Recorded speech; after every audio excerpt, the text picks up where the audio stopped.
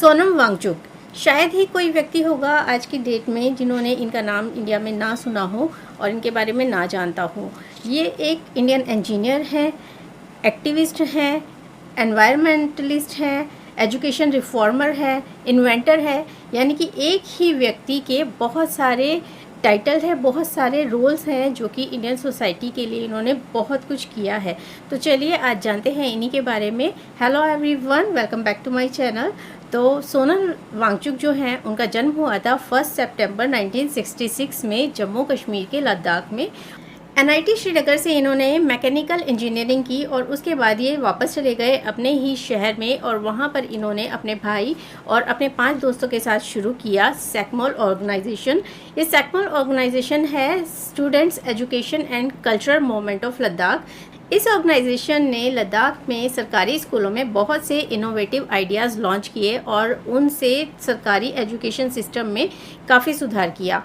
सैकमोल के द्वारा सजेस्ट किए गए इनोवेटिव आइडियाज़ को 33 स्कूल्स ने अपनाया। उसके बाद सोनम वांगचुक जी ने 1994 में एक मिशन शुरू किया जिसका नाम था ऑपरेशन न्यू होप, और इस होप के तहत एजुकेशन पॉलिसीज़ में सुधार करने के लिए बहुत सारे आइडियाज़ थे, उन्हें सजेस्ट किया गया गवर्नमेंट को और इसको बहुत ही सफल माना गया इनके इस मिशन को। और उसके बाद लद्दाख में गवर्नमेंट पॉलिसी के अकॉर्डिंग एक ऑफिशियल पॉलिसी बनी इन्हीं के आइडियाज़ के अकॉर्डिंग और सभी सरकारी स्कूल में इस पॉलिसी को लागू किया गया।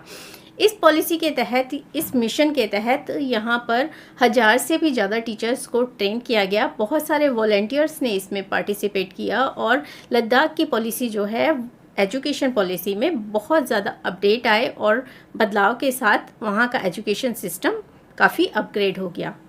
एजुकेशन रिफॉर्म में इसी तरीके के बेहतरीन काम करने के लिए जम्मू कश्मीर के प्रेस्टिजियस अवार्ड जो कि गवर्नर्स मेडल है उससे इनको नवाजा गया और उसके बाद इन्होंने अपना भी खुद का एक स्कूल खोला जहां पर इन्होंने उन बच्चों को एजुकेशन देने का काम किया जो कि ट्रेडिशनल स्कूल्स हैं उनमें शिक्षा नहीं ले पा रहे थे। तो अपना स्कूल बनाया, तो उसको बनाने के लिए भी इन्होंने बहुत ही इनोवेटिव आइडियाज़ जो थे उनका यूज़ किया और इन्होंने उस बिल्डिंग्स के आर्किटेक्चर से लेकर वहाँ पर होने वाले जितने भी कार्यक्रम या क्रियाकलाप थे उन सब को भी सस्टेनेबल रखा। तो यहाँ पर सोलर से ही हीटिंग और लाइटिंग होती है और बिल्डिंग मटेरियल जो था उसे भी सस्टेनेबल तरीके से बनाया गया। ये स्कूल बनाते समय इनको एक और न्यू वेंचर के लिए आइडिया आया कि किस तरीके से हम सस्टेनेबल आर्किटेक्चर कर सकते हैं जो कि हमारे एनवायरमेंटल जो स्ट्रक्चर है उसके लिए भी बेनिफिशियल हो। तो इन्होंने एक नया वेंचर अपना लॉन्च किया था और इस वेंचर का नाम इन्होंने रखा शेशियन सोलर अर्थ बिल्डिंग्स। तो ये जो प्रोग्राम है इसके तहत इन्होंने लद्दाख के आर्किटेक्चर में सस्टेनेबल तरीक़ों को यूज़ करते हुए बिल्डिंग्स बनाने का काम किया जो कि हमारे एनवायरमेंटल जो स्ट्रक्चर है, इकोसिस्टम है, उसके लिए बहुत ही फ़ायदेमंद है और उससे कोई इको फ्रेंडली है टोटल। तो इससे हमारे एनवायरनमेंट को भी कोई नुकसान नहीं होता। एजुकेशन रिफॉर्म्स में इनके पार्टिसिपेशन को देखते हुए 2005 में सेंट्रल गवर्नमेंट ने इनको एलिमेंट्री एजुकेशन की गवर्निंग काउंसिल जो थी उसका मेंबर बनाया और यहाँ पर इनके सजेशन पर काफ़ी सारे चेंजेस किए गए एजुकेशन स्ट्रक्चर में। इन्होंने सिर्फ इंडिया में ही नहीं बल्कि नेपाल और भूटान की भी एजुकेशन सिस्टम में काफ़ी सारे सुधार लाने के लिए काम किया है। इनके इन्हीं कामों को देखते हुए इन्हें बहुत सारे इंटरनेशनल और नेशनल अवार्ड्स दिए गए। 2012 में आर्टिफिशियल ग्लेशियर आइस स्तूपा बनाकर सोनम वांगचुक वापस चर्चा में आए। उस समय इन्होंने पहाड़ों पर वेस्ट होने वाला जो भी पानी था उसको कॉनिकल शेप में बर्फ़ की फॉर्म में स्टोर करने का तरीका ढूंढा था जिससे कि बहुत से जगहों पर जहाँ पर पानी की कमी है वहाँ पर गर्मियों के समय में, क्योंकि पहाड़ी इलाकों में बहुत बार ऐसा होता है कि वहाँ पर कोल्ड डेजर्ट्स बन जाते हैं और पानी मिलना मुश्किल हो जाता है। तो ऐसे समय में ये आइस स्तूपा जो है वो बहुत ही ज़्यादा यूज़फुल होता है और इनकी ये टेक्निक स्विट्ज़रलैंड तक भी शेयर की गई है, वहाँ पर भी इसको यूज़ किया जाता है। ये चाहते तो अपने इस आइस स्तूपा वाले जो प्रोजेक्ट है इसकी इनोवेशन को ये पेटेंट करा सकते थे, लेकिन इन्होंने इसको पेटेंट नहीं कराया क्योंकि पेटेंट कराने से इसका यूज़ लिमिट हो सकता था। तो ये नहीं चाहते थे कि इसको लिमिट किया जाए इसकी यूज़ को और इसको पेटेंट फ्री रखा है, जिससे कि ज़्यादा से ज़्यादा लोग इसको इस्तेमाल कर सकें और बहुत सारे लोगों तक इसका फ़ायदा पहुंचाया जा सके। इसी तरह के बहुत सारे अनोखे इनोवेशन और एजुकेशन रिफॉर्म के कारण इनको बहुत सारे अवार्ड्स मिले। 2025 तक इन्हें 15 अवार्ड्स मिल चुके हैं, जिसमें से कि एक प्रेस्टिजियस मैग्सेसे अवार्ड भी है। अब ये मैग्सेसे अवार्ड क्या होता है? रेमन मैग्सेसे अवार्ड एशिया का हाईएस्ट ऑनर है और इसको नोबेल प्राइज़ ऑफ एशिया भी कहा जाता है। और ये अवार्ड जो है एक्स्ट्रा ऑर्डिनरी सेवा वाले कार्य करने के लिए दिया जाता है। और इंडिया में ये 58 लोगों को मिल चुका है, यानी टोटल 58 अवार्ड्स इंडिया में आ चुके हैं, जिसमें से कि 55 लोग जो हैं वो पर्सनालिटीज़ हैं और 3 इसमें संस्थाएं हैं जिन्हें ये अवार्ड दिया गया है। भारत में विनोबा भावे जी को प्रथम बार ये अवार्ड मिला था, 1958 में दिया गया था ये अवार्ड उनको अपने भूदान मूवमेंट के लिए।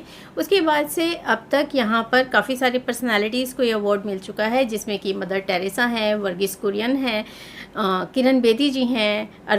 अभी लेटेस्ट ये अवार्ड दिया गया है डॉक्टर रवि खन्ना आर को। 2023 में ये अवार्ड उनको मिला है। ऑन्कोलॉजिस्ट हैं ये और इनका वर्क है एक्सेसिबल कैंसर केयर इन असम के लिए इनको ये अवार्ड दिया गया है। उसके अलावा एजुकेट गर्ल संस्था है जिसको ये अवार्ड दिया गया है। तो ये इस साल 2023 में मतलब लेटेस्ट हमें इंडिया में ये 2 अवार्ड मैग्सेसे अवार्ड आए हैं। तो ये था मैग्सेसे अवार्ड के बारे में इंफॉर्मेशन। तो अब चलिए वापस से सोनम वांगचुक जी के बारे में बात कर लेते हैं। सिर्फ एजुकेशन और वाटर के ही संबंध में सोनम वांगचुक जी ने काम नहीं किया है। 2021 में इन्होंने इंडियन मिलिट्री के लिए ऐसे मूवेबल टेंट्स बनाए जो कि बहुत ही हार्श मौसम जहाँ पर होता है वहाँ पर भी सैनिकों को कंफर्ट दे सकें। जैसे कि बहुत ही ठंडी जगहों पर हमारे सैनिक जब काम करते हैं तो रात के समय में क्योंकि ठंड कई गुना बढ़ जाती है, तो ये वाले टेंट जो इन्होंने बनाए हैं उससे दिन में सोलर एनर्जी वो टेंट जो है उससे वर्क करते हैं और रात के वक्त वो टेंट गर्म रहता है।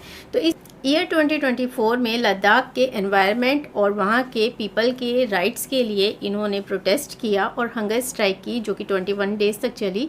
इन्होंने लद्दाख से पदयात्रा करते हुए दिल्ली आने का जो संकल्प लिया था वो इन्होंने किया और उसके साथ जब ये पदयात्रा कर रहे थे तो सिंघू बॉर्डर पर इन्हें रोका गया और इनको डिटेन कर लिया गया। लगभग 170 दिन के लिए ये जेल के अंदर थे और उसके बाद अभी भी ये अपने एजुकेशन रिफॉर्म्स के लिए जंतर मंतर पर प्रोटेस्ट कर रहे हैं और हंगर स्ट्राइक पर हैं। इनकी जो हंगर स्ट्राइक है उसके लगभग 20 डेज़ कंप्लीट हो चुके हैं। और तो कमेंट करके बताइए कि इनकी हंगर स्ट्राइक और प्रोटेस्ट के बारे में आपकी क्या राय है। और तो सोनम वांगचुक जी के बारे में जो भी जानकारियाँ इस वीडियो में दी गई हैं वो सभी पब्लिक डोमेन में हैं, उन्हें कंपाइल करके मैंने आपके साथ इनको शेयर किया है। तो इसी तरीके की और भी इंफॉर्मेटिव वीडियो के लिए चैनल पर बने रहिए। अगर आपने चैनल को सब्सक्राइब नहीं किया है सब्सक्राइब कर लीजिए। वीडियो पसंद आया हो तो इसको लाइक कर दीजिए। मिलते हैं अगले वीडियो में, तब तक के लिए bye bye and thank you so much for watching.